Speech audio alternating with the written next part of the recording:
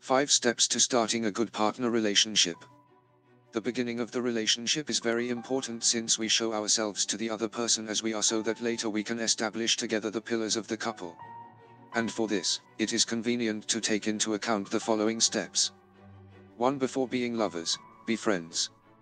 It is very important to recognize in the partner or future partner, a friend. Since the best way to know if we will match and if we can be a stable partner is to know us as friends.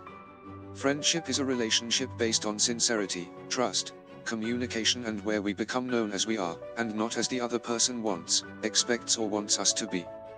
2. Enjoy the chemistry of what flows naturally. It is important not to force the relationship between two people who have just met recently and who feel something special between them. That means that we should enjoy the present, without the impatience of knowing how our history will be in the future. For this, there is no better way than to enjoy the feelings, attitudes, emotions, and surprises that are happening between the two people, naturally and spontaneously. 3. Attention to oneself, self-respect. Starting a relationship is not losing individuality, therefore, we must continue to preserve our interests, desires, and projects, and if all goes well, they will be part of a more complex project, the couple. For this, we cannot leave ourselves to one side of the relationship to focus on the other person, since that will mean not respecting ourselves. 4. Observe, know and respect the other person. It is important to know the other person in their values, feelings, and emotions, as well as in their attitudes and behaviors, both with us and with other people in their environment. Knowing the other person helps us to respect their values and their vision of life, as well as to accept the other person as it is, so we do not get a misconception of how we imagine it to be or how we want it to be. With this, we will start to know if we are complementary or coincident, so that later, this forms part of the pillars of the couple. 5. Name the relationship when it already exists, not before.